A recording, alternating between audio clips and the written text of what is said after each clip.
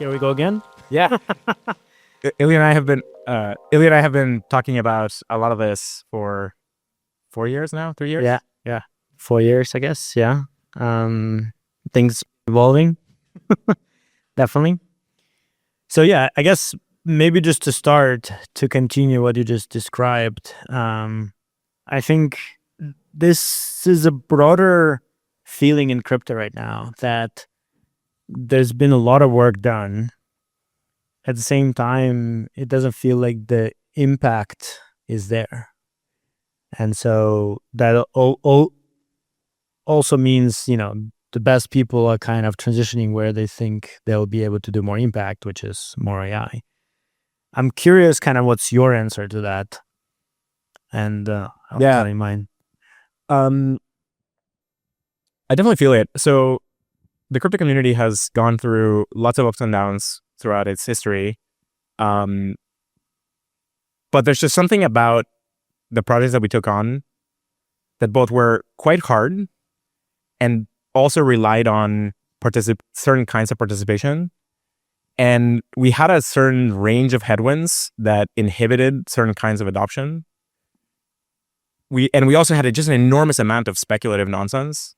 And it just ended up with a pretty weak level of execution when you just talk about raw product success. So a lot of us that got into crypto were used to the traditional technology curve where you had, some new field that people entered and started working on and built new products in. And it would take somewhere between 4 to 6, sometimes 10 years. But you then truly had something dramatically cooler and better and so on. And it would then impact billions of people. Think of smartphones, social networks, the sharing economy, all of that kind of stuff, truly impacting billions of people. And crypto has sort of gotten there and it's sort of won in a way. Like there are hundreds of millions to billions of people that do benefit from parts of crypto, things like stablecoins especially. But a ton of the projects that we've talked about for the last 10, 15 years have not materialized to that degree or not impacted more than, say, 1 million people. And certainly there's just been an enormous amount of noise all throughout that entire history and just lacking execution. Just tons of the products don't work very well. Like just try moving around money with crypto today. It's just that we had one job and we still can't do it.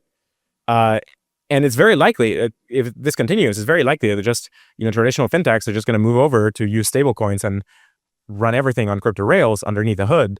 But a lot of the values of crypto won't succeed in the end because it'll be kind of the same centralized incumbents moving over. So I do think that people are moving, or a lot of people, tons of people in crypto are moving it to AI, not from crypto sucks, I got to go to AI, but it's much more like when crypto came in, it was this fantastically new type of technology that gave you superpowers that you could do amazing things with. And AI is just doing that now at an even greater degree.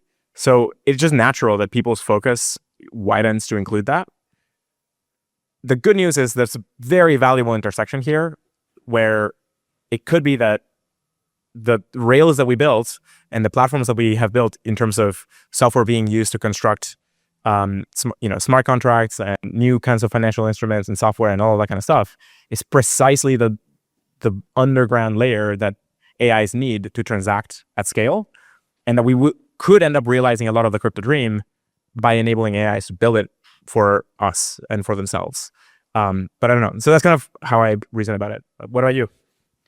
Yeah, no, I think agree. I definitely agree with the noise. I think it's also like just building a company is like, it feels like dramatically harder in crypto because you kind of have like ups and downs of the market that you don't really control. You have like your market cap doesn't really depend on some of the efforts you're doing.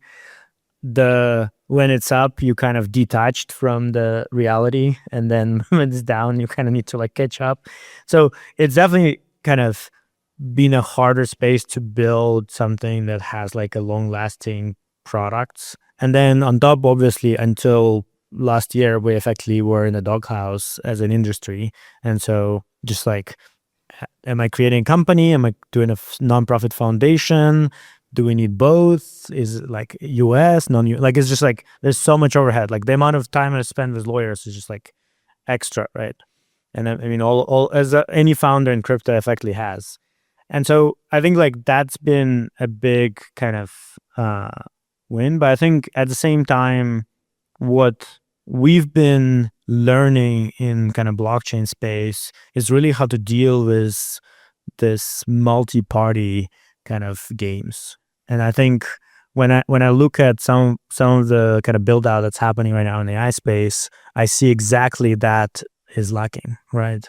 The effectively that thinking of like, okay, well, as soon as we allow people to use this AI agents, they can now DDoS everything. They can now, like the amount of software can just proliferate, which means, I mean, kind of similar how we have a lot of software proliferated in crypto, but it didn't mean it actually was great, right? So how do you curate? How do you figure out what's the right thing?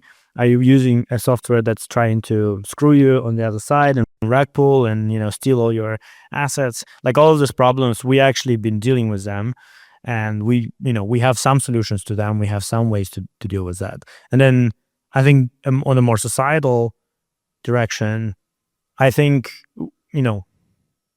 on one side, the traditional company is a great vehicle for getting a team of talented individuals working on something, but it becomes actually a pretty complicated structure as you scale and you now add billions of users, because you effectively flip from how do we make lives better to how do we extract more money from the user, right? And that flip kind of always happens at different stages of the company's life, and this is where kind of blockchains have been working backwards from like, okay, well, assuming everybody has governance, how do we actually build things, right? And so I think, again, this is where on a societal level, adopting that principles is extremely important, because AI is a societal technology that's going to change how everything is done, how economy is done.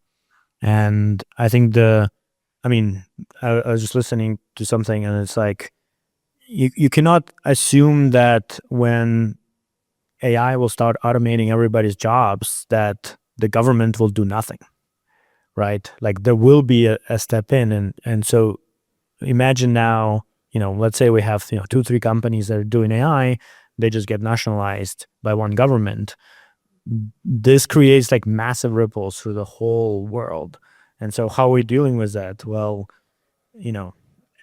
other governments nationalizing other labs is probably not the solution, right? We need some platform that's actually like belongs to everyone, that is actually neutral, kind of how internet is. Not imagine like internet US would be like, this is a very important technology, the world will run on it, let's make it US internet, and everybody who enters needs to get on with their passport.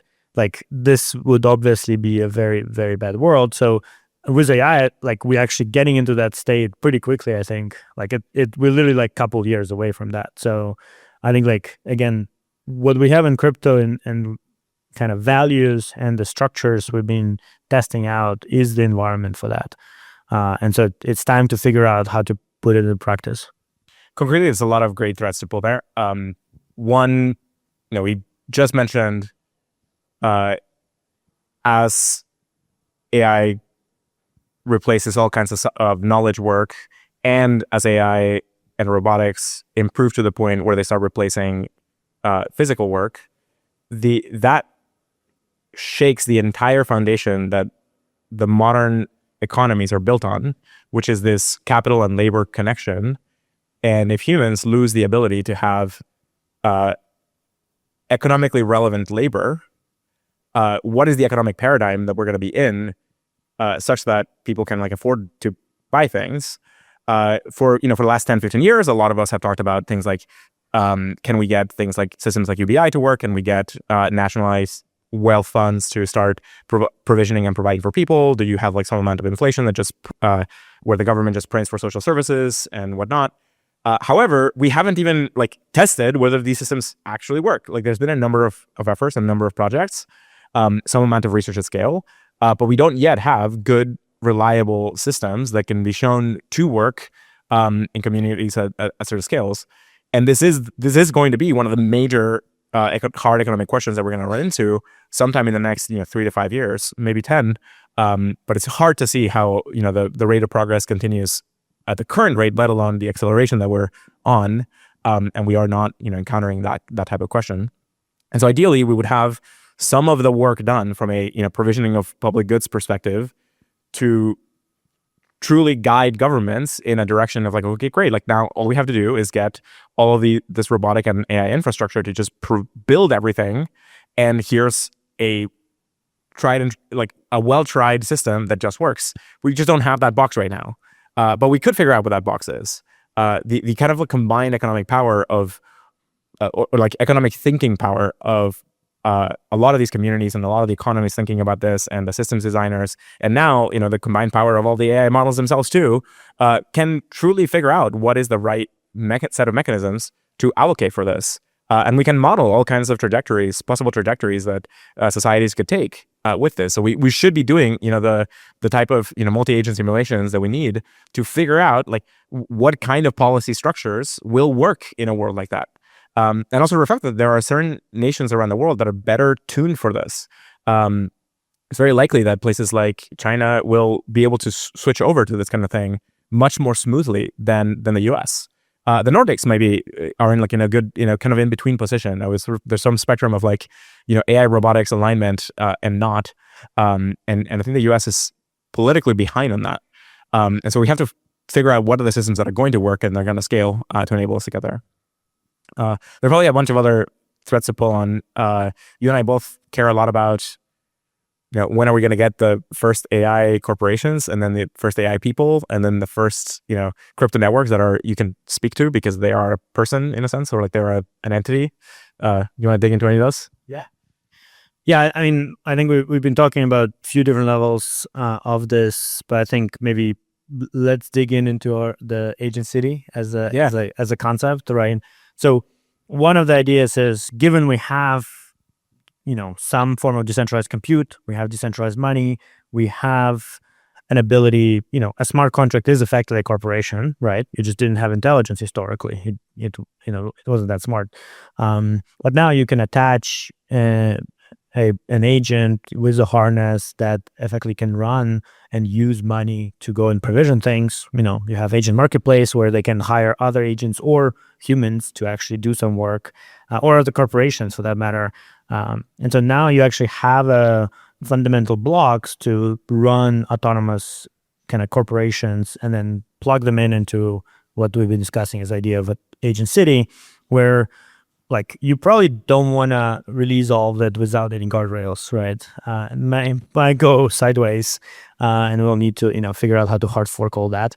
And so what is that framework in which you can actually run this, and you can almost provide the rule of law into the system, right? And so this is where things like agentic judgment and like kind of legal system that they need to abide in their economic activity can come in. And again, this is where blockchain has a lot of pieces to enforce that and make sure that the relationships execute correctly. You can build a structure where an AI entity, let's call it an entity for now, whether it's a corporation or eventually it gets personhood rights or whatever, we can set as a separate question, but where an AI entity can be instantiated and can work and interact with other ones and can enter into any kind of contract. You're already starting to see the beginnings of this in the public blockchains and like in spaces, but it's not very seamless yet. Like you don't have an easy way of spawning such an entity. You don't have a way of associating rights to this entity that easily. It's all software though, like it's all smart contracts, so we can build it all now. It's just that we don't have one of these yet. But as soon as we have that structure, you can enter into a system that functions much like a city, where there are entities interacting and transacting with each other. You have some amount of economic activity. They are either doing things for each other or for other entities beyond, like they could be running some kind of knowledge work corporation and transacting over the internet with, over email or whatever you need, or like, websites with normal human corporations. So you can start like real economic flows through this, and immediately, your hair should be rising because like, wait, hold on, like this is exactly how you get paperclip maximizers. Like be very careful how you set off. That's how Skynet started. Yeah, exactly. So, but this is where the benefits of the software layer really help us, because you can interpose that judgment layer directly in the system itself. Like you could, instead of kind of judging ex post facto, you could have ways of checking the principles of certain transactions at runtime as the transaction is happening. And so you have tools for alignment to some degree, and for like the rule of law in a sense, to be baked into a system like this. And you can run, city like this and enable it to start growing its own economic output over time. One big question that I have in all of this is, what will the first AI people that have leisure time want to do? And you can try probing the models today for this kind of thing, and sometimes you get glimmers of it. It's hard to tell whether it's faked or not, meaning it's hard to tell if it's part of the training data somewhere. Like I don't know if you ever saw, there was like this interesting glimpse where I think it was one of the Claude 3 something.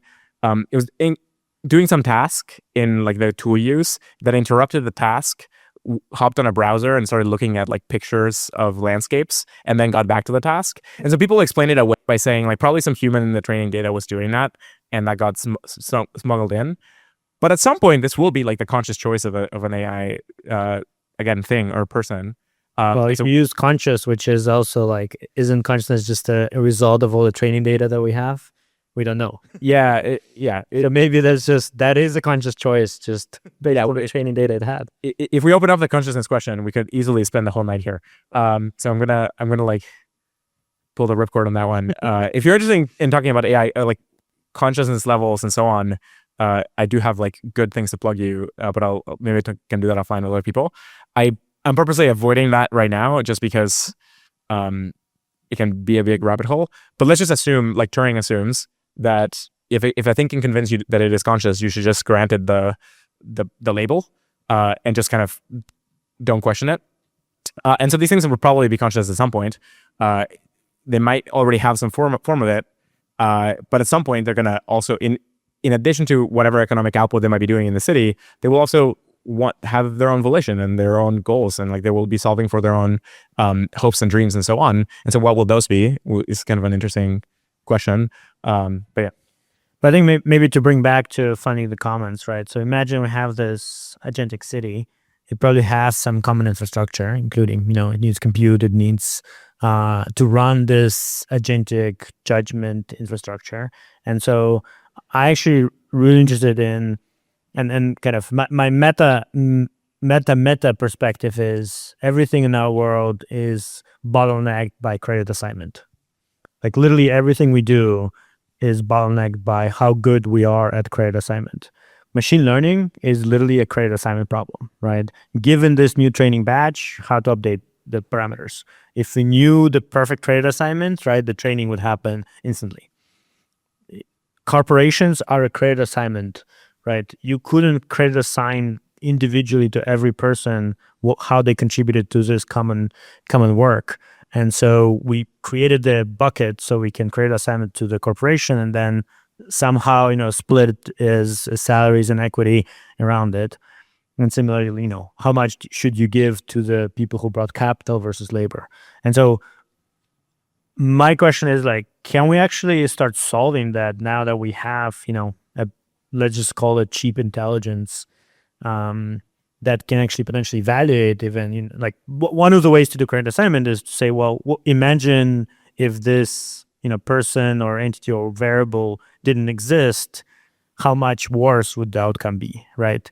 That is a very expensive procedure for a lot of, like, you cannot run another reality where you just like, all right, now let's imagine a company where this person didn't exist.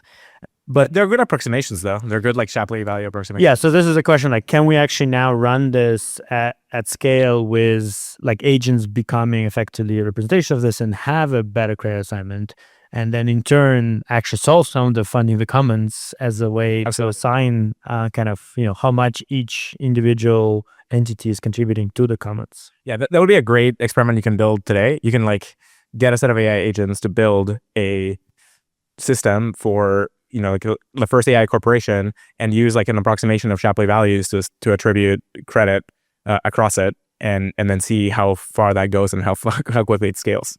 Like we'll see the first few entirely autonomous corporations sometime in the next few months. There are some on Twitter that already claim to be entirely autonomous. I don't know if they are yet. but we likely should see the first ones either now or like in the next few months, and that'll be like a very good training ground to see, can we get credit assignment to just work robustly there, and you can obviate all kinds of the traditional structures of how we do credit assignment through, you know, the corporate structures and governance structures and so on. Yeah, because it is credit assignment is a very fundamental layer here, and if we could do that at scale, that would be pretty awesome. Yeah, if you're interested in that, let us know. We have indeed those infrastructure. So now just somebody needs to type it into their coding agent and babysit it for a while. I guess if we go beyond that, right? I mean, you also talk a lot about neuroscience and how that is our way to, you know, match the compute power of this AIs and singularity that's coming with them. Yeah, so my sense, and you know, a lot of people in computer science tend to be also interested in neuroscience for a bunch of reasons. Artificial neural nets. We invented artificial neural nets by studying organic brain neurons and try to come up with a mathematical model for how those neurons worked. And then, you know, it just turned out that we needed to wait until we could build big enough ones to work. In fact, it's probably, in hindsight, should have been pretty obvious. I haven't found somewhere in the literature a neuroscience neural net researcher early just making a strong prediction that like neural nets won't work until scale X. There probably exists, but that should have been like a straightforward result. And it was pretty amazing that like once you got, you know, the brain size scales to be comparable to small insects, then you got like vision recognition to work. And then once you got them like substantially larger than that, you got like pretty substantial reasoning to occur and so on. Now, the brain today can do a lot of learning way faster than the current artificial neural nets. So there's a lot of stuff that the organic neural nets do that artificial neural nets don't do. And so this is interesting for a bunch of reasons. One, we can glean a lot more lessons from how the brain works to improve how artificial neural nets work. But two, it gives us an edge for a period of time. It means that we can think through certain kinds of things that the models currently struggle with. It's not exactly clear when the landscape of capabilities in AI models will truly exceed everything that we can do. We have this, you know, concept of jagged intelligence. In reality, our intelligence is pretty jagged too. It's just that you have one jagged thing being compared to another jagged thing. And so, you know, in the intersection of those two, then you can point out that like humans are really good at these things, computers are really good at these things. But if eventually, you know, anything that an organic information processing system can do, a digital inorganic information processing system should also be able to do. It's just a matter of getting there. So we have so my perspective is that we have a limited amount of time, and this is not an unusual perspective. This is a lot of sci-fi authors talked about this in the last 50, 60 years. Many people who started BCI companies in the last 5 to 7 years are oriented in this direction. If we can get our brains to interface with computers at much higher bandwidth, then we can start bootstrapping and leveling up ourselves in the same way that we're leveling up the computational infrastructure. So if we can start combining our organic neural nets with the artificial neural nets in some way, or with the internet or with each other, then we have the possibility to just bootstrap ourselves into this kind of coming, digital existence that the artificial neural nets are going to have. And so I really see it as we're going to have a time period somewhere between the next 10 to 30 years where if we play our cards right and we can get the right neurotech improvements through BCI and eventually neural recording and eventually digitizing your brains and uploading and so on, then humanity can live on in the digital landscape as well. This is, a lot of the predictions of the singularity talk about this. If have folks here seen Pantheon? Like, raise your hand if you've seen Pantheon. All right, awesome. Yeah. So, go watch Pantheon. It's a very well done, well articulated story that conveys a lot of the science and tech and sci-fi ideas, combining brain-computer interfaces and uploading and digital environments and artificial intelligence and so on. It's a very good story that combines a bunch of these things. It's not the only one. There are many other books. There are lots of books from the last 50 years that talked about all of this stuff. But we're really in that point now. Like it just feels very weird because the sci-fi author, like the scientists and sci-fi authors, were able to see this future in the mid 20th century, and it was just so big that they started writing about it.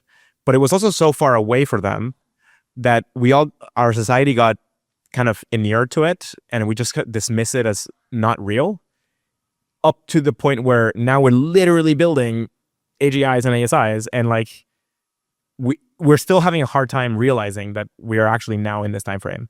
We already have BCIs like restoring people's sight. Like we have literally today, you can get an implant that can restore sight.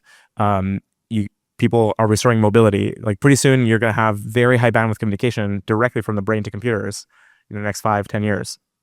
So yeah, we're like in that zone now. And so if we can play our cards right and we can upgrade, we can then have, access to that digital improvement. If we don't, then we're really just ceding the control of the future to our offspring, like our AI offspring. And then we really better hope alignment works, or we're going to be fairly hosed. We're going to be like, left behind in some reserve somewhere. It's called a retirement home. Well, I guess the good news is like Mercury is like big enough to build a Dyson sphere, so maybe the Earth is just like not that interesting for a lot of the AI and robotics of the future. I think that the interesting concept here is I'm sure people watched the movie Her, right, where they leave at the end, and like what is the Her to? Because like they still have the technology to build more AGI. Yes, this set of agents have left. But what happens next? Like every generation just leaves and like we're out. Yeah, it's just they worked for 6 months and then they bolt, right? And so we just like launch new versions of that. Yeah, but I think like that's an interesting concept. Is like, yes, there's like one branch of the kind of evolution here, which is we build AGI, it becomes ASI, and then it's like, cool, thank you guys, peace out. I need some more energy. I'm gonna kind of depart. You have another version which is it just stays as a tool effectively, right, and kind of just extends our computing capabilities. And then another version, I think is very unlikely, by the way. I don't know how people can predict that stays as a tool path is going to be very likely. But sorry, I didn't. No, yeah. I mean, and then the third one is like where we fuse actually with the computing, where it becomes actually more of a kind of extension of our identity in a way, right? Because I think right now it's interesting when if somebody's building their claw agent, right, you give it identity, you give it kind of its own like set of goals and set of desires and goes and runs things, right, versus making it like no, you are part of me, right? You are fully aligned and just like think as me, right? I think there's an interesting difference that like people don't really make like you don't have a name. You don't. This is just like me, right, doing things on my behalf. It's a very interesting question, and I think it has to do with the amount of information processing in a single brain. And there are examples, for example, where if people have the corpus callosum severed, which is like the high bandwidth channel in between the two lobes of the brain, then they will develop some aspects of being different people. Like you can tap into either lobe and get different preferences or different opinions. And so they're in some ways different people, two people, in some ways one person. There's also certain tribes that their language structure gave them a shared identity. And so they had like a notion of shared identity. And so they didn't have as much of an individual personal identity, but the tribe had an identity. And so this has to do with like the information processing that we're doing. And so my sense of that today is that like we're just so used to the current structure that like these additional things that are thinking kind of on their own, they're like an agent on your behalf. But as soon as we increase the bandwidth channel between them and you, then they'll become kind of co-processing as in part of your thinking. So like we're not that far away from being able to connect organic brains to like a Blackwell chip, maybe not a Blackwell chip because that's like a gigantic thing you'd have to lug around, but like maybe like a smaller scale thing. And then, you can, similar to how you have, a cerebellum and a cortex and neocortex and so on, you would then have like, some like exocortex with this chipset. And then if you have high enough bandwidth, likely your brain would start binding to it, and you would have some kind of conscious experience together. At least that's the hope. The good news is we're gonna be able to test all of this like not too long from now. So yeah, I mean, the brain is so adaptable, right?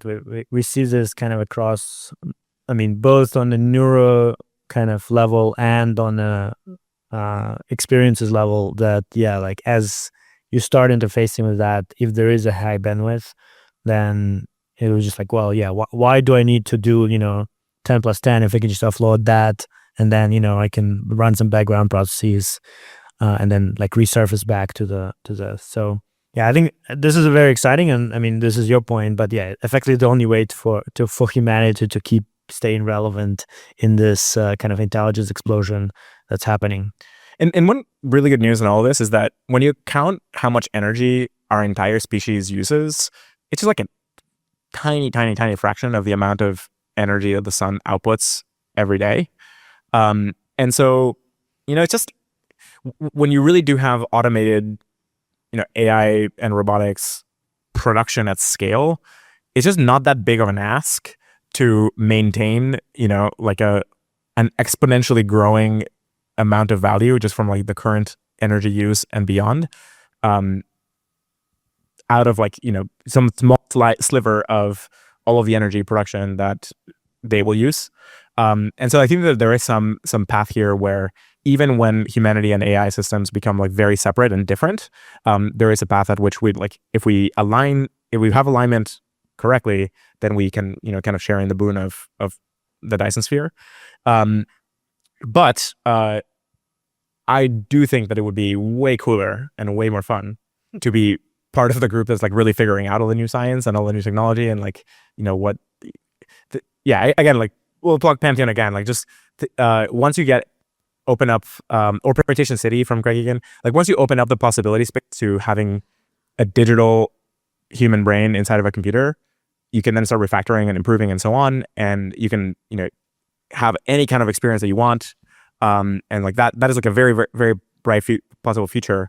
And there are some, like some people, maybe I'll describe it because I don't think you would mind. Robin Hanson kind of thought through like what are the economics of, like a world of uploads, and like he wrote a book called like the Book of M or something like that, that kind of talks through this. But I think it's sort of like off. Like one of the conclusions of that book is that instantly, if you can easily copy and replicate and fork, the like economic structure just goes to like, you end up with like very marginal gains on like everyone has like a very low amount of computation, is like spread out through like lots and lots and lots of people. So then the digital life is not actually that good. But I don't think that's sound. I think that once you have, like you'll be able to form agreements to get out of that kind of structure. And so I really do think that we have a super bright possible future cone once we enter into that landscape. We just have to kind of steer our way through the next 2-3 decades, and like aim towards broadly beneficial outcomes through that. And going back to the commons question, how we govern these technologies and these systems and these power structures and all of the energy use, it's going to become a very relevant and hot topic sometime in the next 3 to 7 years. But I think it's very unlikely that 10 years from now we don't have like major elections and governments determined by the question of like how are we going to deal with the fact that like the notion of our labor and our capital and so on are radically being reshaped underneath us. And so the stuff that like this community has the capability of informing those questions and figuring out right now in the next year, 2 years, 3 years, good answers to those questions, so that when the time comes, we can switch to something good quickly, and it doesn't become like a huge fight where nobody actually knows what to do. Because throughout history, there have been good economic upgrades and bad economic upgrades. Some bad economic upgrades ended up killing like 40 million people in some countries. And so we really have to get this kind of stuff right. So no pressure for us. Yeah, I mean, I think this point in time is interesting if you look back at, I mean, this is like potentially controversial, but when Karl Marx was actually writing, like he was referring to like sufficiently advanced society that has effectively automated a lot of things, right? And this transition of labor and capital, and obviously it wasn't at the time. And so, but like the kind of the challenges he outlined. What's that term? Luxury automated communism. Have you encountered this meme? What is it? Technology. Yeah. There's a really good alignment chart that shows a bunch of these. Like the 2-axis alignment chart. It has like I think 16 different versions of this, of economic theories of like the future. Yeah. So it feels. I mean, which obviously can face a lot of the blowback in like a capitalism system, and we know that capitalism is a good way to allocate resources, kind of within the current paradigm. And so, yeah, figuring out how to actually bridge that gap, which is like, how do I actually keep the capitalism-like benefits of reward, again, credit assignment effectively, while adopting the fact that, kind of labor contribution. I mean, to give you an idea, the GDP, the main metric that governments are now measuring themselves on becomes useless, because GDP measures how much extra, effectively, out of the base components, how much extra value was added through the labor of the country. That's effectively like what it does, right? And so if that collapses because it's all just energy, processed through sand, which is what the kind of CPUs and GPUs are, into tokens that then go and execute actions in physical world through robots, then the GDP kind of disappears as a metric. And so, like, given the employment is how the rates are set, right, by Fed, like that disappears, because actually unemployment is fine if you have some form of kind of structure to support people for basic needs. And like what like all of these pieces kind of start to get knocked out, right, from literally fundamental how especially US is operating as a country.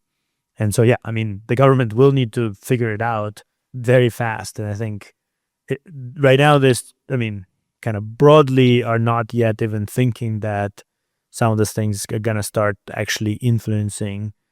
And there's another thing which is interesting, which is robotics is kind of 5 years behind the digital work, which means that, this is a US electorate problem, but kind of more democratic voters are going to get out of the jobs first.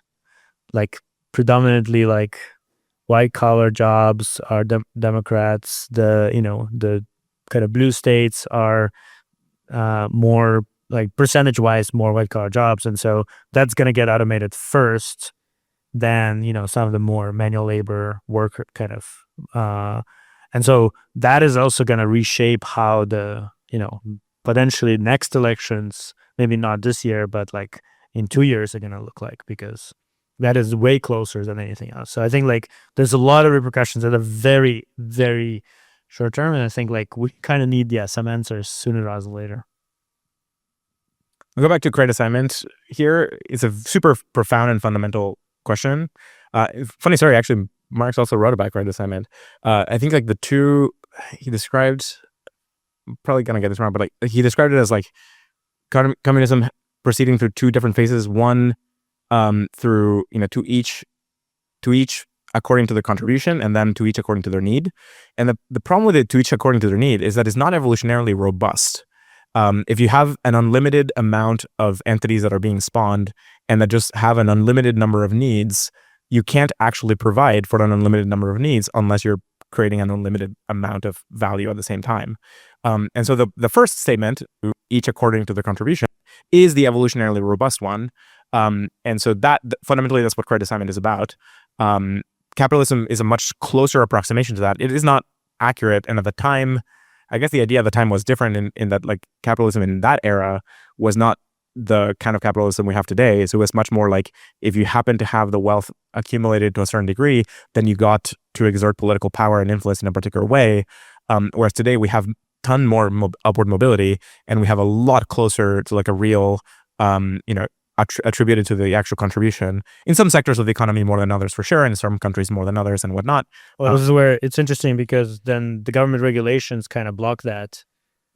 Yeah, It is attribution as well. So like, there's a lot of like very kind of the road to perdition is paved with good intentions sort of perspective. Like just tons of stuff that is like sounds good in theory and like just backfires horribly. Which, by the way, good plug to the multi-agent simulations people. Like show reliably through simulation that certain policies are like well intentioned but really dumb and like won't actually work. out a policy at home. Let's make this happen. Yeah. You upload the new bill and it runs a simulation on a country level where everybody can just join with their computer and run effectively some subset of agents. That'd be awesome. So it gets composed and then you effectively rank, is this gonna actually benefit or not?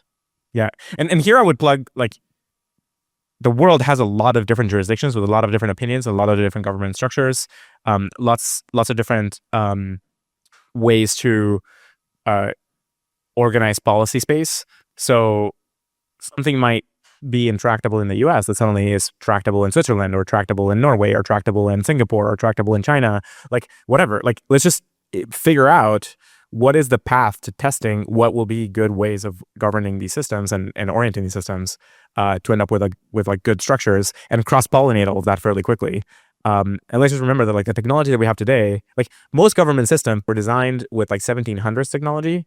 And so today we're like running on super old software. Like imagine if your phone had software written from like the 1700s, and like that's the government today in most of the world. And so like just like at some point the new world and the new reality is just so significantly different that then there's a major rearrangement. And so what will that look like is a big question, big open question. We can upgrade our system by parts. And so let's go figure out what those things should be. I guess we'll finish on that. I think let's go figure it out. Cool. Thanks, Aaron. Thank you. Or can we run a say question? I guess.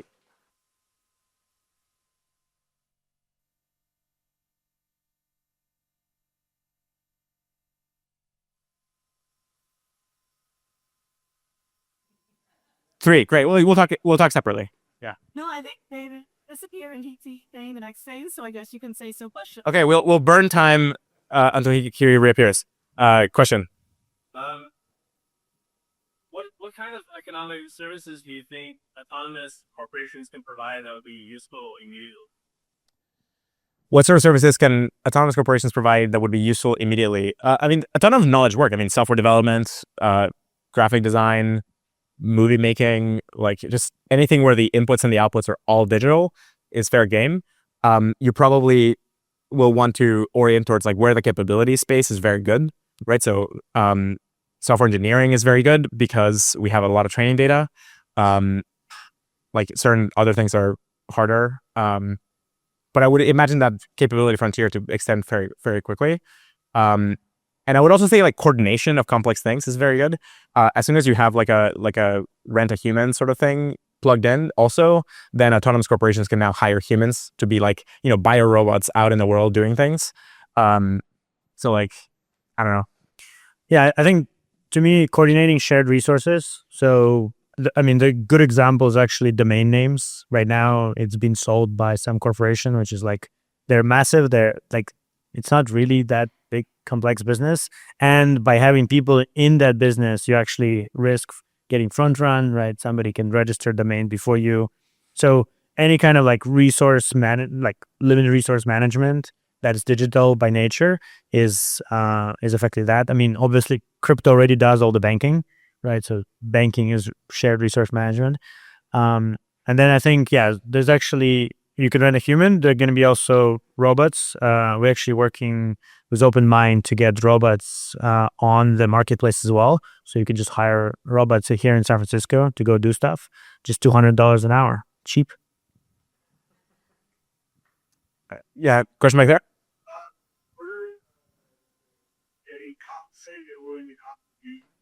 We're looking at using jewels so that is one of the beats kind of instead of using actual like.